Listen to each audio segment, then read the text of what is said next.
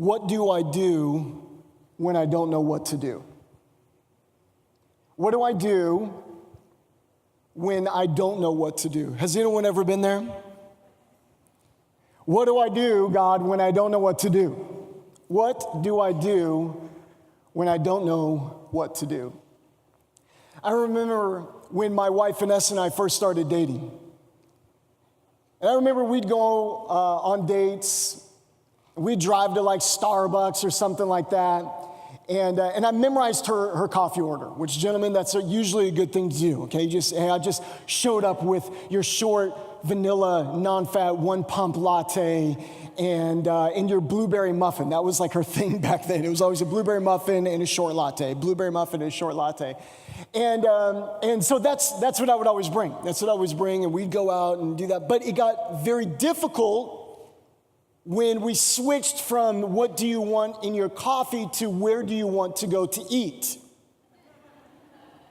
Have you ever noticed that? Asking someone where do they want to go to eat is literally like science level 400 at University of California, Los Angeles. It's like the quantum theory of physics. It's like the second law of thermodynamics. Where do you want to eat tonight? Do you want to go to Cheesecake Factory or do you want to go to Chipotle? And they're like, and at the beginning, when you're dating, it's cute. It's cute because you're just driving, and it was the first time I held her hand, so we're just driving. It was like, oh my gosh, this is amazing. This is what it feels like. This is amazing. And so we're holding hands, and I'm just happy. I'm just like, if we take a wrong turn, that's more hand-holding time. Like, I'm winning. Like, I'll drive with my knee and my elbow if I have to, but this hand is occupied. And it's so cute back then because it's just that puppy love, you know what I'm talking about? Where you just kind of like look at each other and you always have this stupid grin on your face.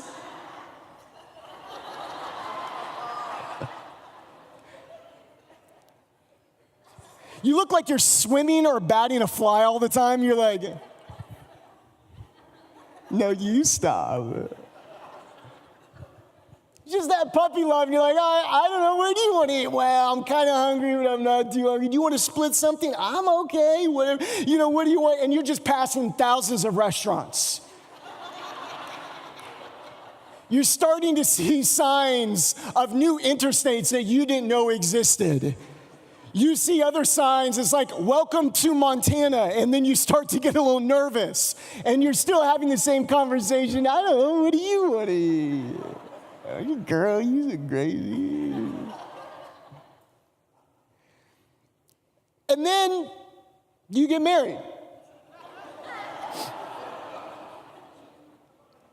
Girl, we're coming up on Wilshire right now. You got to make a decision. 10 and 2. 10 and 2. My hands are on the wheel. 10 and 2. We're coming up on Wilshire. I either got to turn left or I got to turn right. And if you don't tell me, I'm turning left. And then we're going to end up at Chipotle. And she's like, I don't even want Chipotle. He's like, well, you should have told me to turn right.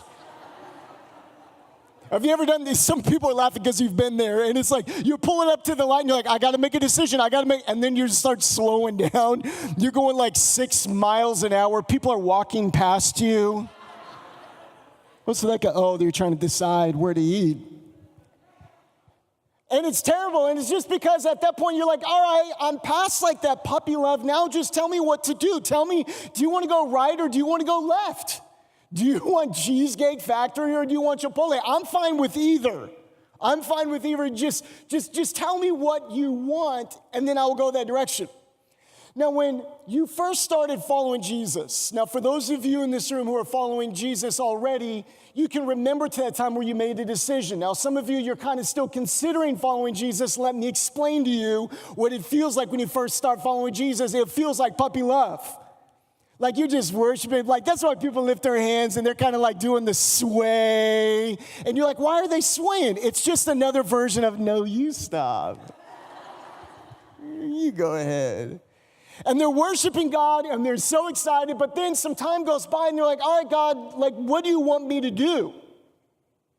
What do you want me to do with my life? Like, what major do you want me to major in? Like, what person do you want me to date? Or what city do you want me to live in? Or what career do you want me to pursue? God, just tell me, do I need to turn left? Do I need to turn right? Or do I just slow the car down until everyone behind me gets mad?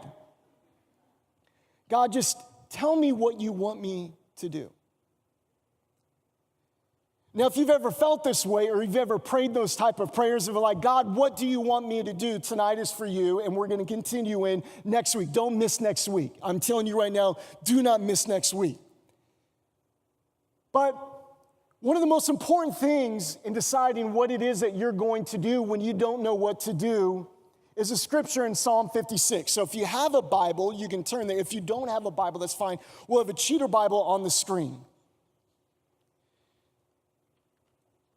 And Psalm 56, in verse number 9 says this, I know that God is for me. This I know, God is for me. This I know, God is for me. This I know, God is for me. I may not know what job I'm going to take, but this I know, God is for me. I may not know where rent is going to come from next month, but this I know, God is for me. I may not know if I'm going to date this person or that person or if I'm going to continue dating Jesus, but this I know, God is for me. At the very crux, at the very center, at the very core of who you are, you've got to believe that God is for you. Because if you don't believe that God is for you, it shows up in your decision making. Because then there's this pressure of, I've got to make the right decision all the time. I've got to do this. Everything becomes a prayer meeting for hours. Hey, so do you want to go to Chipotle or Cheesecake Factory? All right, guys, here, let's gather around, let's grab hands. Oh, Lord, you know the menu at Chipotle. You know which people charge extra for guacamole and those that give the homie hookup. Lord, bless them. And Lord, you know most of the menu of Cheesecake Factory, although I don't know if anyone really does know that full menu because it's like a dictionary. But Lord, where should we go to eat? And everything has to become a prayer meeting. Or there's the pressure on you to make something happen.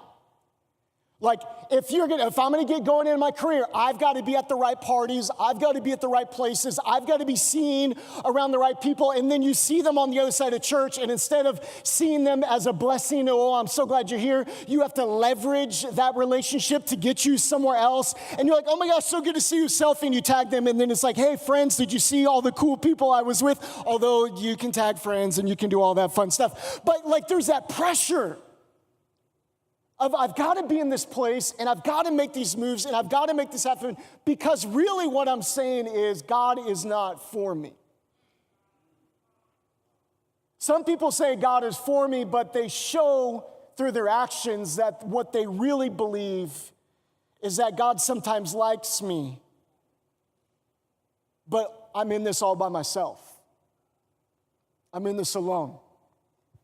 No one's really for me. No one's really got my back.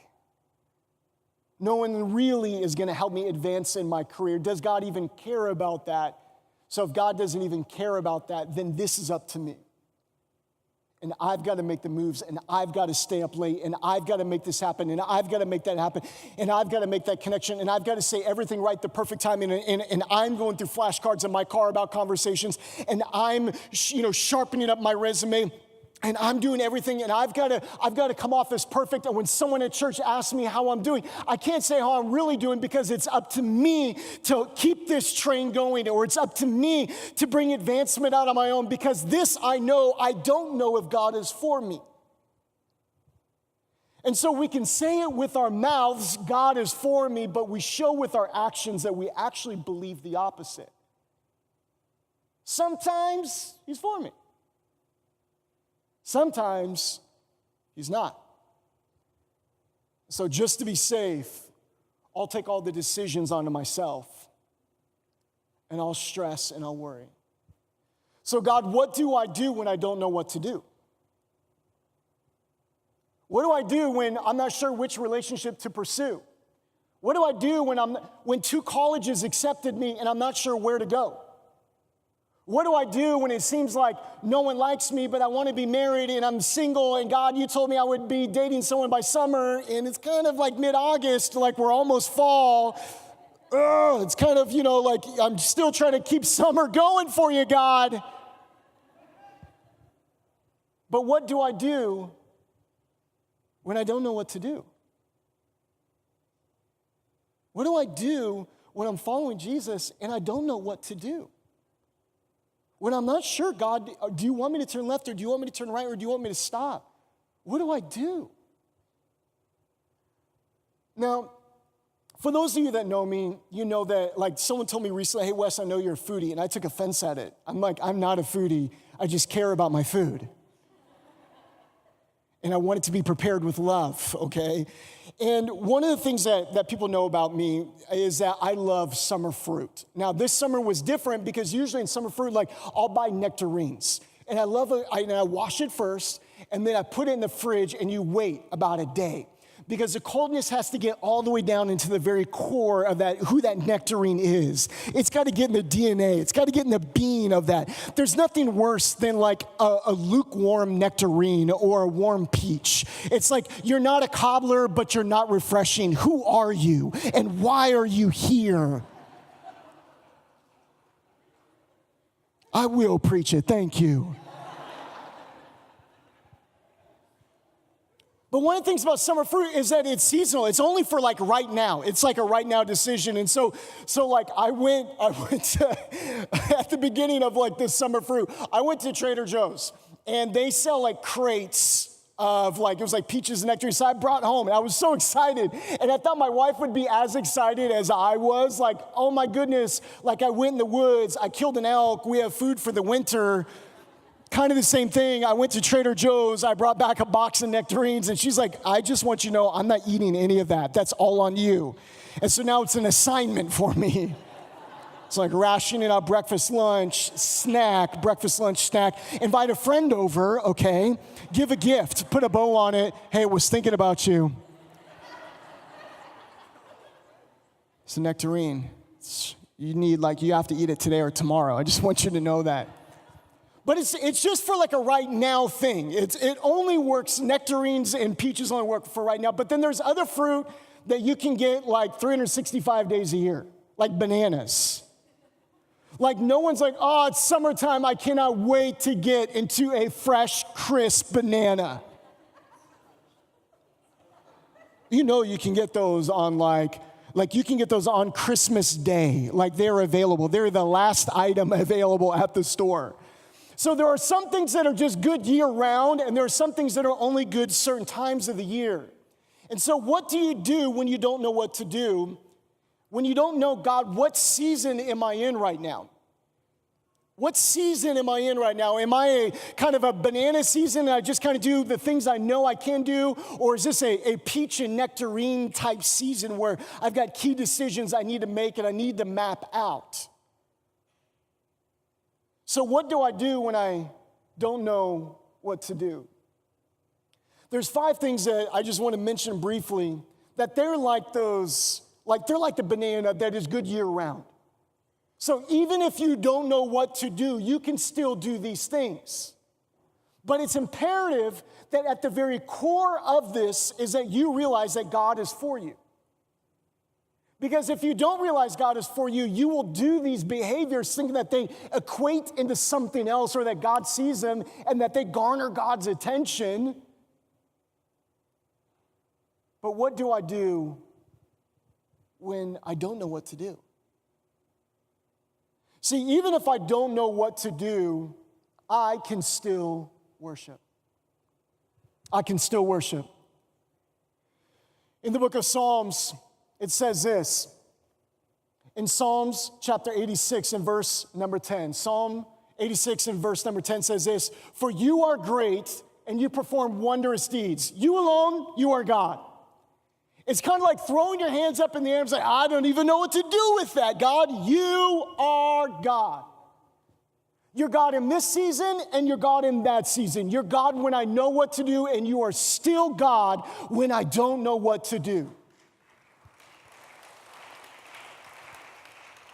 See, if you only worship God when you know what to do, I would beg the question, I would ask you the question then, are you really worshiping God, or are you just thankful that God gave you a plan? Because it's easy to go to God and say, "God, tell me what to do." And then when he tells you what to do, it's like, "Oh, thank God, I've got my map." It's a whole nother level of worship when it's like, "God, I don't know what to do, but you alone, you are God." There's no one like God. There is no one like Jehovah. There is no one who's a provider like you, God. God, there's no one who's a healer like you are. God, there's no one who's a restorer like you are. God, there's no one who's a forgiver and a redeemer like you are. God, there's no one like you. So even if I don't know what to do, I can still lift my hands and say, "God, you are still God, whether I know my next step or not. God, you are still God." Even if I don't know what to do, I can still serve. I can still serve. In the book of Isaiah, he's a prophet in the Old Testament, and he has this vision of heaven. And in this vision of heaven, God's giving out all these plans, and God's doing all this stuff. And then heaven's response is, "All right, we're going to go do something, but who will go for us?" Who can we send? Who will go for us? It says this in Isaiah 6:8. "Then I heard the Lord asking, whom should I send as a messenger to this people? Who will go for us? And I said, here I am." Sometimes people wait to serve until they know a plan. I remember way back in the day when my wife and I were youth pastors. And there was this young guy in the youth ministry, and he was amazing. He was an awesome guy. He brought friends to youth. Those friends became leaders. They became worship leaders. They're married. They've got kids together. They're still leading worship. And I remember talking to him one day. I was like, "So-and-so, you are amazing. Like, you're bringing all these friends that even if I invite them or other people invite them, they never come. But when you invite them, they come. And they start following Jesus, and they do all this stuff." I was like, "You're amazing. You should like step up in some way. You should serve. You should do something. Like, God's obviously blessing you in your life." And he's like, "Well, I don't know what I'm supposed to do next, so I'm just going to wait." And I remember talking, I was like, "So-and-so, what do you mean you need to wait? Like, are you talking like you're going to make a decision in like a couple months? Like, what are we talking about? Like, you're going to make a decision in the next week?" He's like, "Well, I just don't know." I was like, "So-and-so, look, you still have got to serve, because what happens if you don't know stretches out into 6 months, it stretches out into 9 months, it stretches out into a year, and in his case, it stretched out into almost 18 months. And so all of that time lost that could have been serving. When heaven is looking down into Los Angeles and God is saying, "Hey, I want to deliver a message of hope to people." And God's saying, "Who will go for us?" And it's like, "Well, God, I don't know if I'm supposed to turn right or if I'm supposed to turn left." He's like, No. But there's something bigger than the right or the left. There's a hope that needs to go out into Los Angeles. And there's a gospel that needs to be preached. And there's Jesus that needs to be shown to people. Who will go for us? Even if I don't know what to do, I can still serve. And even if I don't know what to do, I can still pray. You know, Paul talks about praying when you don't even know what to pray. He says, man, sometimes there will be times like you don't even know what to do, and so you go to pray, but you don't even know what to pray. Like, have you ever done that? You're like, "God, what do I do?" And then you start to go pray, and you're like, "I don't know what I'm even supposed to pray for right now. Like, do I pray for the left, or do I pray for the right, or do I pray for straight, or I pray for God? I don't even know what to do." And so Paul's like, "I've got you. I've been there." He's like, when you don't know what to do, and you take it to prayer, and you don't even know what to pray, he says the Spirit of God prays through you to God, and you're just kind of taken out of the equation.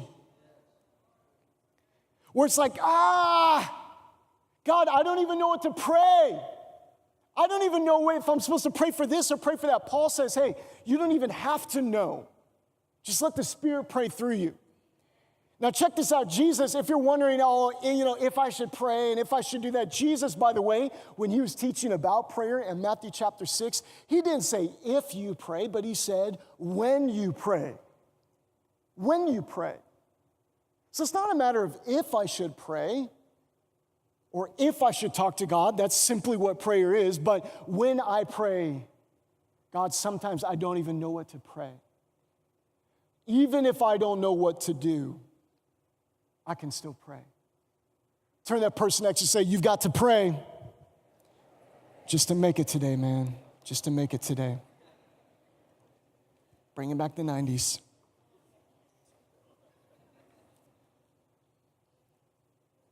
Even if I don't know what to do, and worship team, you can come back up and we'll finish here in just a sec. But even if I don't know what to do, I can still give. I can still give.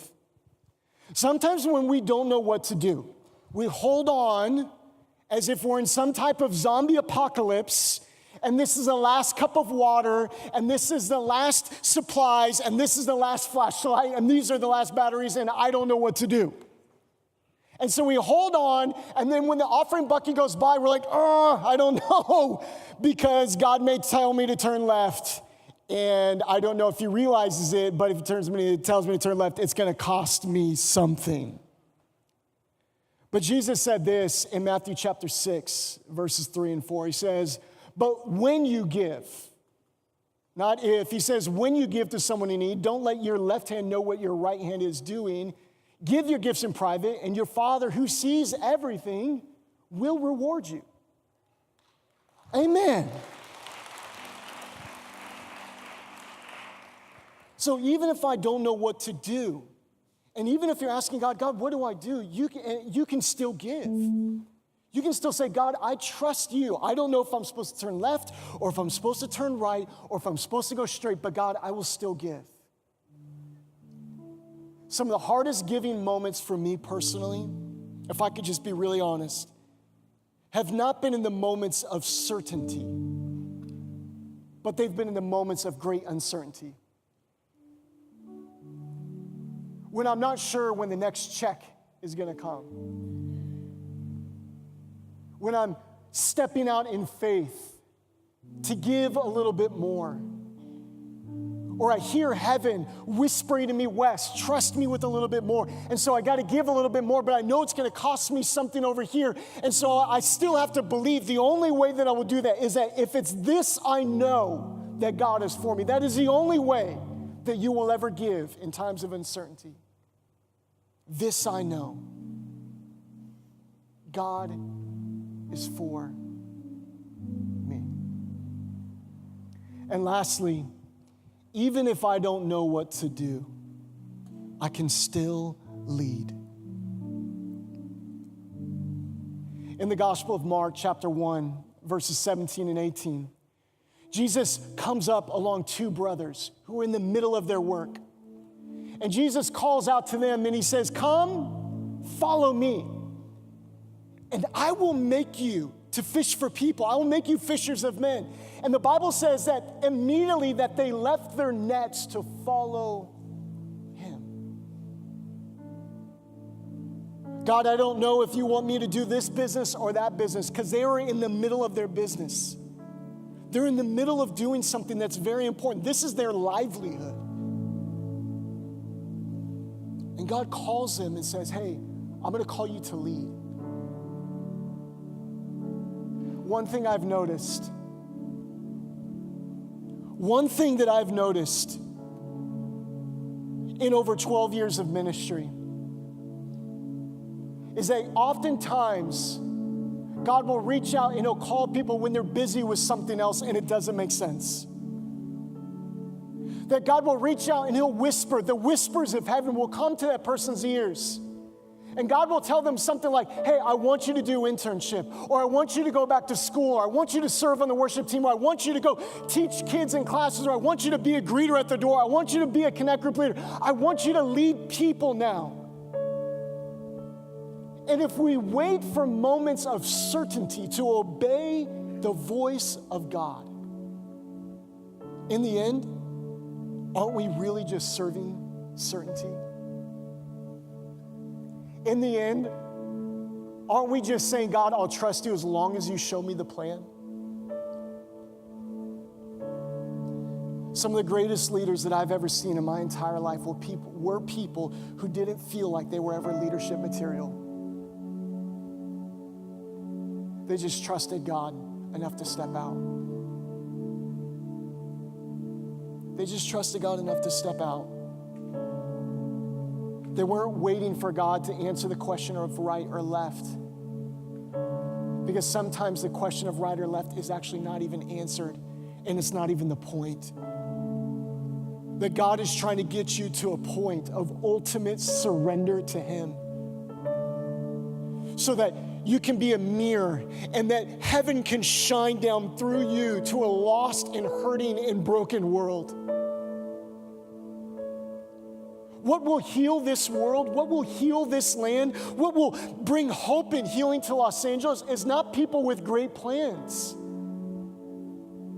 I listen to podcasts about people with great plans, and it inspires me.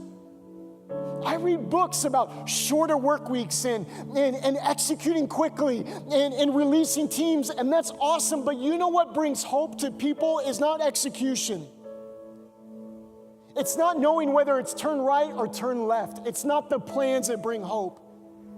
His name is Jesus, and only He brings hope. And only He brings help. And only He brings healing. And so maybe you find yourself in this place tonight. You say, God, I don't know what to do. Even if you don't know what to do, you can still worship. You can still serve. You can still give. You can still pray, and you can still lead. It's just getting back to God. I'm just so happy that I'm in the car with you. God, I'm just so happy that I'm even in a car, I'm in a vehicle, that God, that I hear your voice. God, I'm just so happy. And whether you tell me to turn right or whether you tell me to turn left, God, or whether you don't speak at all,